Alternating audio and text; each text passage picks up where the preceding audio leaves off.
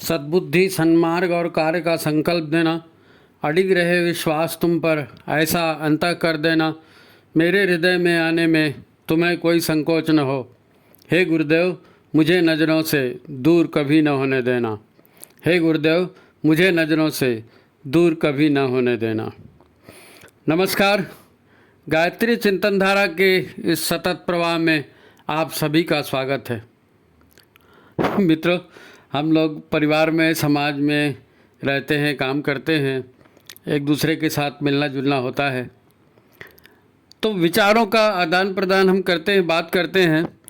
लेकिन आपने महसूस किया होगा कि कई लोग ऐसे होते हैं कि उनको कितनी भी बार समझाओ कोई बात, उनको बोलो समझ में आ गई, हाँ आ गई, फिर करेंगे तो वही करेंगे जो अभी तक करते आए थे। समझाने का कोई असर ही नहीं होता उनके ऊपर। बहुत से लोग ऐसे होते हैं। तो हमको भी गुरुदेव ने समझाया है और काफ़ी कुछ समझाया है और 3200 किताबों में लिख करके भी दिया है। तो कुछ महत्वपूर्ण बातें ऐसी हैं कि जो हमारी समझ में अभी तक नहीं आई हैं और इनका समझ में नहीं आना हमारे जीवन का बहुत बड़ा नुकसान है, बहुत बड़ा नुकसान है। और इस नुकसान से हमको बचना चाहिए। इस नुकसान से हमको बचना, ये कोई आरोप नहीं है, ये सामान्यतः ऐसा होता है। इतिहास में भी अपन देखते हैं, दुर्योधन जो है ना, उसका व्यवहार हमेशा दुष्टता का रहा। महाभारत में दुर्योधन का व्यवहार जो है पांडवों के प्रति हमेशा ही दुष्टता का रहा और दुर्योधन को दुष्टता का प्रतीक माना गया इसीलिए। लेकिन एक जगह कृष्ण से, श्री भगवान कृष्ण से वार्तालाप में वो स्वयं इस बात को कहते हैं कि वसुदेव, मैं जानता हूँ धर्म क्या है और अधर्म क्या है। ऐसा नहीं है कि मुझको नहीं मालूम, मैं भी जानता हूँ धर्म क्या है, धर्म क्या है, कब क्या किया जाना चाहिए, मुझको भी इसका ज्ञान है। पर क्या करूँ, जब भी कुछ करने का प्रसंग आता है तो ये सब नीति अनीति की बातें ना, ये सब एक तरफ धरी रह जाती हैं। और विशेष करके पांडवों को मैं जब भी देखता हूँ ना, मुझे विपरीत व्यवहार की प्रेरणा मेरे भीतर से उभरती है। भीतर से अपने आप वही व्यवहार की प्रेरणा उभरती है और मैं वही काम करता हूँ। मैं जानता हूँ कि वो गलत है लेकिन फिर भी करता हूँ। ऐसा दुर्योधन ही नहीं, सबके साथ होता है। और ये होना कोई असामान्य बात नहीं है, क्योंकि ये मनुष्य की प्रकृति है। मनुष्य की संरचना इस प्रकार हुई है कि ये ऐसी बातें सामान्य है। इसके लिए विशेष जागरूक रहकर प्रयास करना पड़ेगा, तब ये समस्या का समाधान होगा, है ना। हमारा मस्तिष्क जो है ना, ये सूचनाओं का, जानकारियों का भंडार होता है। मेमोरी मतलब जो आपने देख लिया, सुन लिया, है ना, छू लिया, है? जो भी 5 ज्ञानेंद्रियों से जो अनुभव होता है, इसकी जानकारी मस्तिष्क अपने पास रखता है। तो ये जानकारियों को भंडार है। इसी को कहते हैं कि दिमाग में रख लो बात। या हमको जैसे स्कूल कॉलेज में हमको पढ़ाया जाता है तो रट्टा मारते हैं लोग, सीखते हैं ना, अमेरिका का नक्शा, यूरोप का नक्शा, 2 दूनी 4, 6 दूनी 8 जो भी है, तो है नहीं। तो दिमाग से जो है, दिमाग में जो है इनका संचय होता है। लेकिन जब हम काम करते हैं तो हम दिमाग से या बुद्धि से काम नहीं करते हैं, जनरली नहीं करते। हम काम करते हैं अपने मनोभाव से, अपने संस्कारों से, अपनी आदतों से। जो हमारे संस्कार हैं, जो हमारी बातें हैं जो मन में बैठी हैं, जो हमारी आदतें हैं जो हमारे अंतरंग में बैठी हैं, हम उन्हीं के अनुसार काम करते हैं। और जाहिर है मन जो है इंद्रियों का स्वामी है, इंद्रियों से ही काम होता है। और ये जो दिमाग की जानकारी है वो अलग होती है, और मन की जो जानकारी है, मन जानकारी के रूप में उसको नहीं लगता, मन संस्कार के रूप में उसको ओढ़ता है।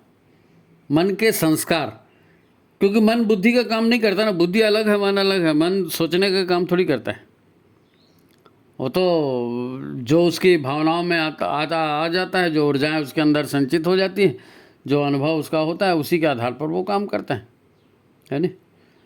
पावर मन के पास है तो कंट्रोल भी मन के पास होता है, उसी आधार पर वो काम करता है। इसलिए क्या होता है कि कहीं सुनी बातें जो दिमाग से सुनी जाती हैं या हमको पढ़ाई जाती हैं या हमारे बुज़ुर्ग हैं या बाकी लोग हैं जो हमको बार बार कहते हैं, वो करते समय वो चढ़ जाता है, क्योंकि करना इंद्रियों से है, इंद्रियों का स्वामी मन है, तो मन को जो आदत होती है, जो संस्कार होते हैं, उसी हिसाब से काम होता है। ये चर्चा अपन आज इसलिए उठा रहे हैं कि ये जाना पहचाना एक विषय है और हर शिष्य इस बात को ज़रूर स्वीकार करेगा कि पूज्य गुरुदेव की भावनाओं को समझा जाना चाहिए। हम गुरु के मार्गदर्शन में जीवन बिताना चाहते हैं, बिताने का दावा करते हैं, हमने दीक्षा ली है, ये फलाने हमारे गुरु हैं, तो ये हमारे लिए सोचने का विषय है। और फिर वो गुरु हमसे चाहते क्या हैं, ये खोजना पड़ेगा, क्योंकि गुरु बार बार बोलेंगे तो नहीं कि तुम ये कर दो, तुम वो कर दो। गुरुदेव हमसे क्या चाहते हैं, है ना, ये जानने का प्रयत्न करना और इसको याद रखना, है ना, ताकि गुरु के निर्देशों पर चला जा सके, है नहीं। ऐसा करके ही कोई शिष्य जो है गुरु का सही सम्मान कर सकता है। हमने दीक्षा ली है, ज्ञान लिया है, तो हमको गुरु के इशारों पर चलना चाहिए, लेकिन जब करने जाते हैं, चलने जाते हैं, तो वही हालत होती है कि सब कुछ मालूम रहता है लेकिन उस हिसाब से अपन करते नहीं। तो क्या करते हैं अपन वही रटी रटाई बातें करते हैं। पत्रिका बांटना, समयदान, अंशदान करना, है ना, अंशदान करने वालों की सूची में अपना नाम जुड़वा लेते हैं, शांति कुंज जाते हैं, अनुष्ठान करते हैं, है नहीं। और ज़्यादा ही हो गया तो सात सूत्री रचनात्मक आंदोलन है, बहुत सारे आंदोलन चल रहे हैं, तो किसी भी आंदोलन में भिड़ जाते हैं। और फिर एक बार जो आदमी जो काम करना था, कोई पत्रिका बांटना, तो वो पत्रिका ही बांटने में पूरा ध्यान लगा देता है। जो किसी रचनात्मक आंदोलन में काम कर रहा है वो उसी में, वो दूसरे तरफ देखता भी नहीं है और दूसरे को बोलता है कि तुम ये करो और तुम ये नहीं कर रहे हो तो तुम कुछ नहीं कर रहे हो। अब जिसकी जो आदत स्वभाव है उसी हिसाब से कार्य करते हैं। तो फिर जो भी आज हो रहा है ना, उसके बारे में जो है आप किसी भी सक्रिय कार्यकर्ता से पूछ लो, किसी भी, आप खुश हैं? वो कहेगा नहीं नहीं सब बढ़िया चल रहा है। फिर थोड़ी देर बातचीत होगी तो फिर शिकायत का पिटारा भी वही खुद ही खोलेगा। उसने ऐसा कर दिया, मैंने उसको ऐसा कहा था, ऐसा करता तो ज़्यादा अच्छा रहता, या वो ऐसा ही करती है, जब देखो तब मैं उसको इतनी बार बोल डाली, वो सुनती ही नहीं है, फलाना ठिकाना। ये शिकायत का पिटारा खुल जाता है। सभी इस बात को मानते हैं कि जो भी काम आज हो रहा है इससे अच्छा और हो सकता था, इससे अच्छा और हो सकता था। अंत में बात समाप्त हो जाती है कि भाई क्या करें, अच्छी टीम मिलती ना, अच्छे आदमी मिलते तो काम होता। अब ये ऐसे ही लोग हैं तो ऐसा ही काम होगा। व्यक्ति अच्छा नहीं है तो काम कैसे बढ़िया हो सकता है, ठीक है ना। तो अब दूसरी बात लेते हैं। एक तो ये बात हो गई। दूसरी बात ये कि युग निर्माण मिशन का उद्देश्य वो हम लोग भूल जाते हैं। व्यक्ति निर्माण, परिवार निर्माण, है ना। गुरुदेव ने चरण तो यही बताया, व्यक्ति निर्माण, परिवार निर्माण। ये होगा तो समाज निर्माण अपने आप हो जाएगा, है नहीं। ये सब जानते हैं और आज से नहीं, वर्षों से, है ना, जब से जुड़े हैं तब से सब जानते हैं कि व्यक्ति निर्माण, परिवार निर्माण ये आधारभूत बात है नहीं। तो अब नई बात क्या है? नई बात यह है कि पूज्य गुरुदेव की भावनाओं को समझ करके इस काम को आगे बढ़ाएं। वो हमें बताना क्या चाहते थे, वो हमसे क्या करवाना चाहते थे, उनकी भावनाओं तक हमको पहुंच बनानी पड़ेगी। शब्दों का खिलवाड़ नहीं है, उनके हृदय तक जाना, उनकी भावनाओं को समझना। आज दुनिया में हर स्तर पर ये जो विनाश के बादल छाए हैं, है ना, एक तरफ प्रकृति का प्रकोप बढ़ते जा रहा है, दूसरी तरफ मनुष्य शारीरिक, मानसिक और चारित्रिक रूप से टूटते जा रहा है, गिरते जा रहा है। तो गुरुदेव ने कहा था कि आज चूँकि हर ओर पतन की पराकाष्ठा है, इसलिए अब सारे सूत्र महाकाल ने अपने हाथ में ले लिए हैं और महाकाल अब विध्वंस का चक्र चलाने को मजबूर हैं, है नहीं। तो महाकाल के इस दमन चक्र से क्या होगा? सारी अवांछनीयताएं नष्ट होंगी, वो उल्टे को उलट कर सब सीधा कर देंगे। तो विध्वंस तो होगा, विध्वंस होगा तभी तो नवनिर्माण होगा जी। पुरानी बिल्डिंग है, खंडहर हो गई है, वो टूटेगी, उसको मलबा हटेगा तो नया बिल्डिंग बनेगा ना। तो आज की हालात में जब सारे सूत्र महाकाल ने अपने हाथ में ले लिए हैं, तो हमें इस बात को गंभीरता से सोचना चाहिए कि हमारे अपने करने के लिए कौन सा काम बचा है। हमारे अपने के लिए ठीक है, आप पत्रिका बांट रहे हो, ठीक है, आप हवन कर रहे हो, जाप कर रहे हो, ठीक है, लेकिन आपको करने के लिए क्या बचा है? ये आप नहीं भी करोगे तो क्या होगा? आज जब अखंड ज्योत जो है, जिसके आधार पर गुरुदेव ने इतना तपश्चर्या किया, वो अखंड ज्योत घर घर पहुंचाई जा रही है, हैं? अंजनी माता जी की जन्म शताब्दी के अवसर पर हम उधर फोकस कर सकें, है ना, तो एक ही काम दिखता है कि नवसृजन जो होगा, नवसृजन जो होगा उसमें हमारी भागीदारी क्या होगी।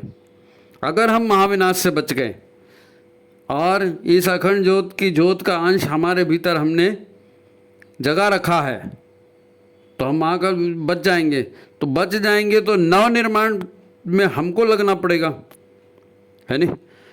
गुरुदेव का काम नहीं करेंगे, बच जाएंगे तो भी नहीं करेंगे, ऐसा तो नहीं हो सकता, है ना? हमारी भागीदारी हम निभाएंगे। तो उस समय हमको करना क्या पड़ेगा?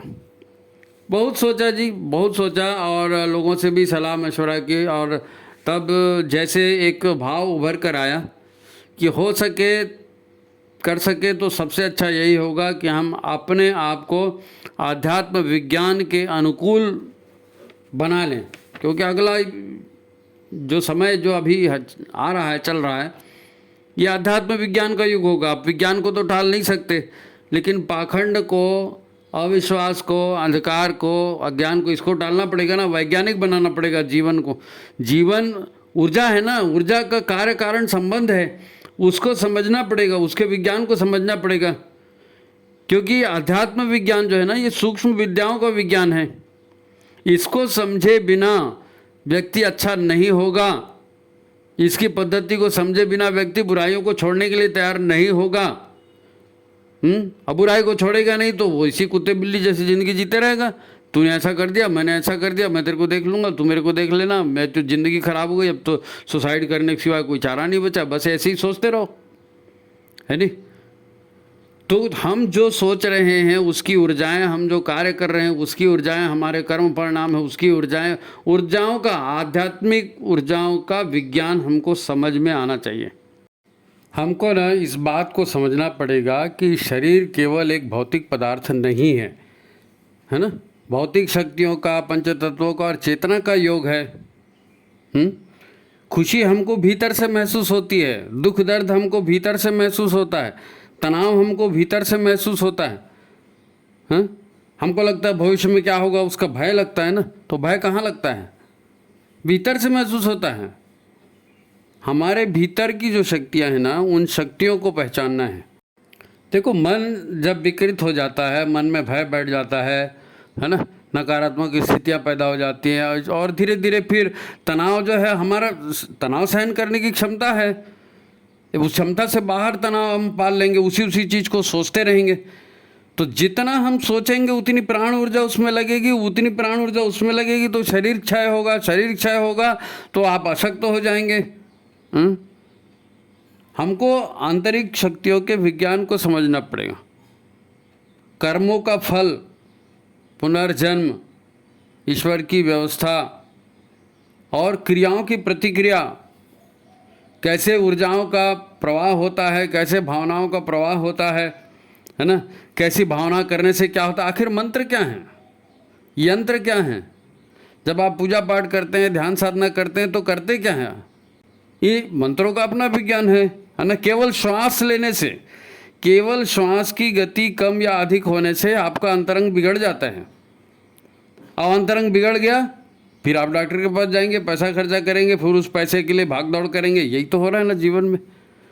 हमारी दिक्कत ये है कि शांत होकर सोचने का हमारे पास समय नहीं है। हमारा अपने ऊपर विश्वास नहीं है, इसलिए हम और गुरुदेव पर भी विश्वास नहीं करते हैं। अच्छा, ये जो हमारे जीवन में समय की कमी हो गई, जल्दीबाजी हो गई है, इससे क्या हो गया? इससे एक फर्क और पड़ गया कि तनाव बढ़ गया जीवन में, है? जीवन में तनाव बढ़ गया, आंतरिक ऊर्जाओं का तंत्र डिस्टर्ब हो गया। आप इतनी जल्दीबाजी रहती है और आप चाहते हो कि ये भी फटाफट हो जाए, वो भी फटाफट हो जाए, और सोचते सोचते आप इतने शॉर्टकट अपनाते हो और लोगों के बारे में इतना बुरा सोच लेते हो और अपने हिसाब से सिस्टम को चलाना चाहते हो, तो उस हिसाब से सिस्टम नहीं चल सकता।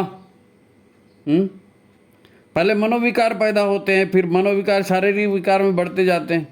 यही तो चर्चा की ना अपन ने अभी। आप ठीक है, आप एकदम से लाइफ को जो है बदल नहीं सकते, है ना, एकदम से लाइफ को बदल नहीं सकते, लेकिन अपने आप को बदल करके इसकी शुरुआत हम कर सकते हैं। बदलना मतलब वही आत्म परिष्कार वाली बात कह रहा हूँ मैं, है ना भाई। आप मानता हूँ मैं, आप खुद कुछ करने जाओगे तो परिवार में एकदम हलचल मच जाएगी। कल तक ऐसा कर रहे थे, अब आज अचानक क्या हो गया, कल तक ऐसा सोचते थे, अब आज अचानक क्या हो गया, अब पता नहीं तुमको सुबह उठने की कैसे ललक पड़ गई। तो वो 10 बातें आपको सोचने को सुनने को मिलेंगी, लेकिन ठीक है, एक दिन सुनने को मिलेगी, 4 दिन सुनने को, फिर लोगों को धीरे धीरे आदत हो जाएगी कि नहीं ये ऐसे ही करती है या ऐसा ही करता है। अच्छा, परिवार वालों का अगर नुकसान नहीं होगा ना तो वो उतना फिर केयर भी नहीं करेंगे। चलो भाई, अपना कोई नुकसान नहीं है, कर रहा है, करने दो, है ना, वो भी मान जाएंगे। असल में क्या है कि हम हर जगह अपना अधिकार भी डिमांड करते हैं ना, कि मैंने तुम्हारे लिए इतना किया तो तुमको भी मेरे लिए इतना करना चाहिए। मैं तुम्हारा पिता हूँ, मैं तुम्हारी पत्नी हूँ, मैं तुम्हारा बेटा हूँ या बाप हूँ या जो भी हूँ, तो मैं ऐसा करता हूँ तो ये तुम्हारी ड्यूटी है। तो हम लोग दूसरे की ड्यूटी भी गिनाना शुरू कर देते हैं ना। जबकि गुरुदेव ने कहा है कि अपने लिए कष्ट और दूसरे के लिए उदारता। तो ऐसा करके देखिए भाई, आप कोशिश करेंगे, विरोध घर में होगा या आसपास के वातावरण में विरोध होगा, तो उस विरोध को टालने का, दूर करने का उपाय भी है ना। अपने लिए कष्ट, दूसरे के लिए उदार। दूसरे को तकलीफ नहीं होगी तो वो अड़चन भी नहीं करेगा आपको, है नहीं। तो इस सूत्र पर काम करना पड़ेगा, है नहीं। आप अपना खर्चा कम करेंगे, है ना, और कम खर्चे में चलेंगे। दूसरे के खर्च में कटौती करोगे तो हल्ला होगा, लेकिन अपने में कटौती करोगे तो उतना कुछ होने वाला नहीं है। तो सबको पूरा पूरा संतुष्ट तो कोई नहीं कर सकेगा, लेकिन धीरे धीरे जब आप में परिवर्तन होगा और आपके व्यवहार से एक पॉजिटिव वातावरण घर में बनना शुरू हो जाएगा, है ना, आपके संयमित जीवन को, है ना, उसके द्वारा मिलने वाले लाभों को लोग देखेंगे। लोग देखेंगे तो धीरे धीरे वो भी मान लेंगे। वैसे भी आजकल जो है ना, प्राकृतिक हिसाब से चलना, जीवन को तनाव मुक्त करना, मेडिटेशन करना, ध्यान करना, इसमें लोगों का नेचुरली इंटरेस्ट बढ़ रहा है ना, लोग इधर रुचि ले रहे हैं। तो इन सब के प्रति जो है लोगों का रुझान बढ़ रहा है, तो ज़्यादा तकलीफ नहीं होगी मेरे ख्याल से। ये आध्यात्म विज्ञान भी जो है ना, कोई एकदम अबूझ पहेली नहीं है, किसी के समझ में नहीं आएगा ऐसा नहीं है। आप ये मान के चलो कि गुरुदेव ने जितने छोटे छोटे सूत्र दिए हैं ना अपने को जीवन के, वो सब आध्यात्म विज्ञान के ही सूत्र हैं। हमारा योग निर्माण संकल्प जो है, जिसमें जो बातें कही गई बड़ी वैज्ञानिक बातें हैं। वैज्ञानिक बातें मतलब व्यक्ति को भीतर से बदलने वाली बातें, आंतरिक ऊर्जाओं के स्तर को बदलने वाली बातें, लोक व्यवहार के, लोक चिंतन के, लोक आंतरिक ऊर्जाओं को बदलने वाली बातें। आखिर गुरुदेव ने हमको पहचान लिया ना, इतने जन्मों का साथ है करके ढूंढ के ले आए शांति कुंज में। आपका गुरुदेव से परिचय होना, आपका मिशन से जुड़ना, ये उन आंतरिक शक्तियों के प्रभाव का। नहीं तो गुरुदेव को कैसे पता चला कि ये बंदा जो है ये हमारे साथ कभी था, कैसे पता चला? लोग जन्म जन्मांतर की बातों को पता कर लेते हैं, है ना। और अभी तो ऐसे बहुत सारे अभी वैज्ञानिक ये भी प्रयोग भी कर रहे हैं और चिकित्सा पद्धतियाँ चालू हो गई हैं।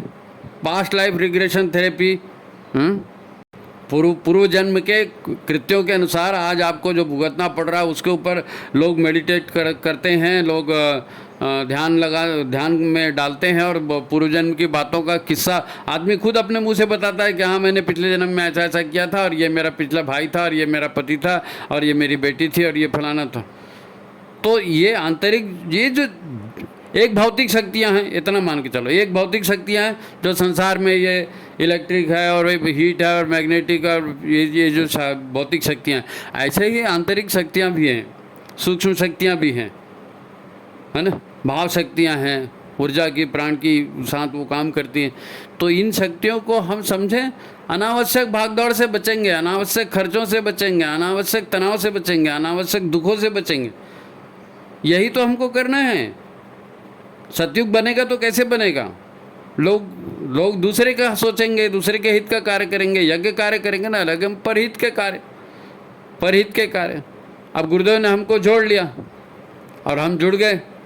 अब जुड़ गए तो ये काम कर रहे हैं ना? नहीं, अभी तक जो भी हमने आपने किया, हमको ऐसा लगता है हमने किया, हमने कुछ नहीं किया, गुरुदेव ने हमसे करवा लिया, हम तो जुड़ गए थे।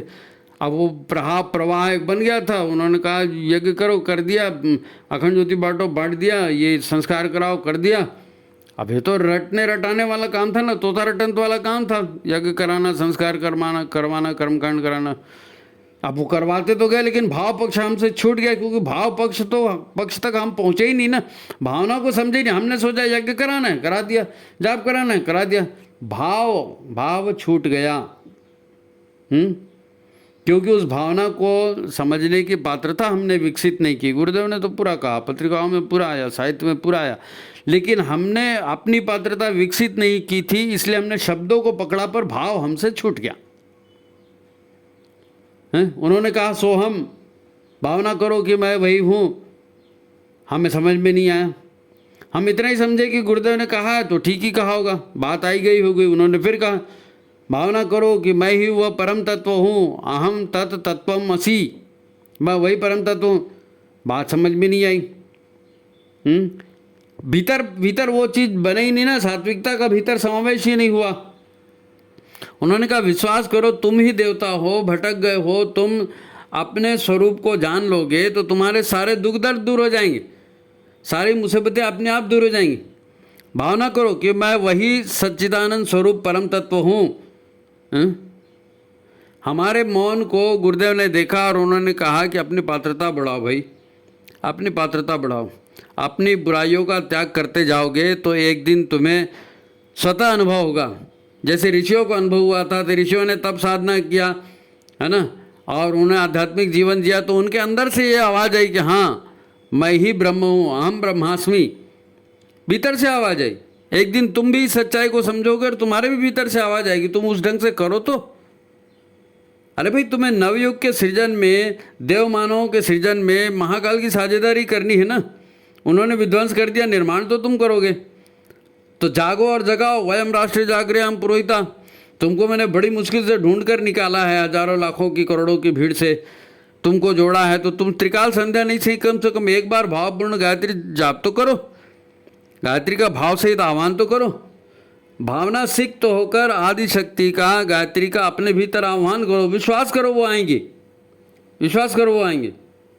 3 आचमन मन वाणी अंतःकरण शुद्धि के लिए था, तो केवल 3 घूंट पानी नहीं पीना है ना, उस तरह का भाव बनाना है कि हाँ मैं सुधारूंगा, मेरे भीतर में गंदगी दिखेगी तो हटाऊंगा, जहाँ गड़बड़ दिखेगी वहाँ अपने आप को रोकूंगा, अपने आप को कंट्रोल करूंगा, अपने ऊपर अनुशासन रखूंगा। ये ध्यान रखना है 24 घंटे, तब तो पात्रता बढ़ेगी ना, नहीं तो कचरा तो वहीं के वहीं पड़ा रहेगा।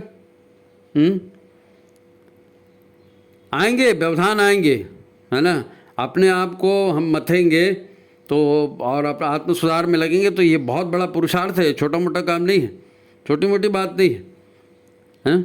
अपने मन को सात्विकता से भर देना किसी हालत में छोटी मोटी काम नहीं, यही तो साधना है जी। ये जो 5 कोष लेकर हम घूम रहे हैं, कषाय कलमश इसी में भरे हुए हैं, इसीलिए तो पंचकोशी साधना की बात कही गई ना। तामसिक राजसिक मनोवृत्तियाँ, तामसिक कामनाएं, राजसिक कामनाएं, है ना, ऐसे ही संस्कार तो सब भरे पड़े हैं भीतर में। तो इस बात को जान लो कि ये प्रकृति है, इसी को माया कहते हैं। यही माया है जो छल रही है और गुरुदेव से दूर कर रही है नहीं। तो ये जो कार्य कारण का विज्ञान है, अध्यात्म विज्ञान, ये इसको समझ जाएं, है ना।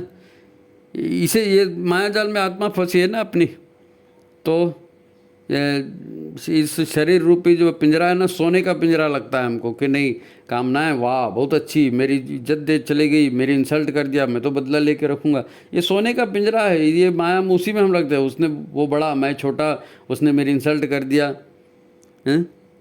ये माया ही है जो बार बार हमको कहती है कि तुम्हारे जैसे अरबों खरबों जीव हैं, तुम उन्हीं में से एक हो भाई।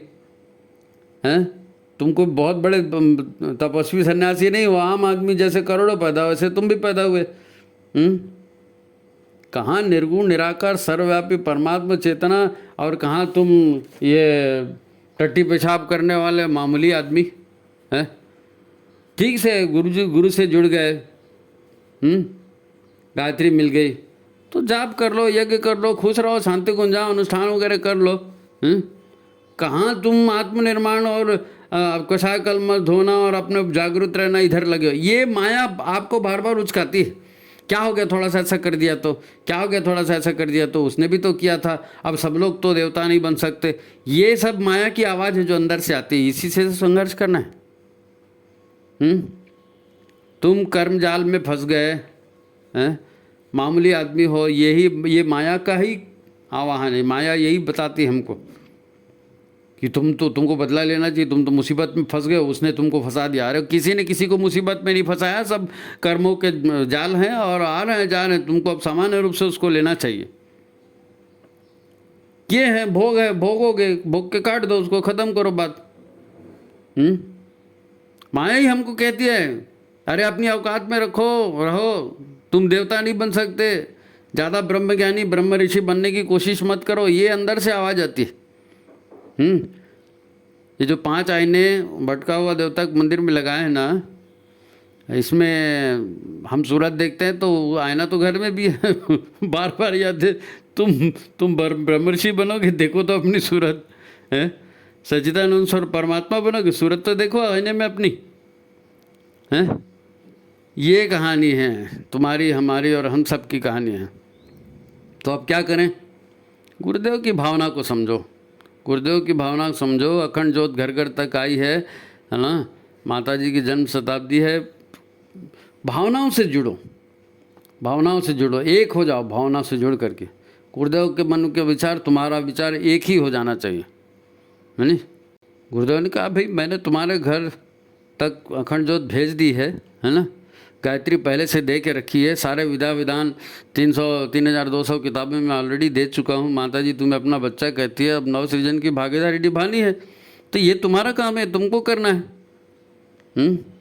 महाकाल तो महाविनाश कर ही नहीं ना, उल्टा पुल्टा सब करे, वो कर ही दे रहे हैं, सारा दृश्य बदलते जा रहे हैं। अब तुम ही ने जागोगे नहीं और अपने अंतरंग पर काम नहीं करोगे तो नव सृजन की बेला में नई पीढ़ी के सामने तुम क्या रोल मॉडल बन सकोगे? नहीं बन सकते। तो फिर ये ना बहुत बड़ा विषय है आंतरिक शक्तियों का और अपने आप को जानने पहचानने का।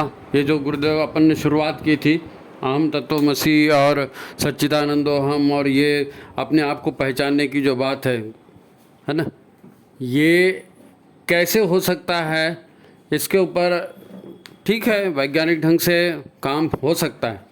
अपन आप बोलो तो आंतरिक शक्तियों का मतलब जैसे क्या है, पंच तत्वों से शरीर बना है ना।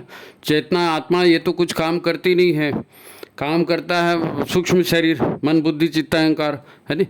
तो ये जो मन बुद्धि चित्त अहंकार चातुष्ट है, इस चातुष्ट में पंच तत्वों के परिवर्तन से किस प्रकार परिवर्तन होता है, इसको भी अपने शास्त्रों में समझाने का प्रयास किया गया है।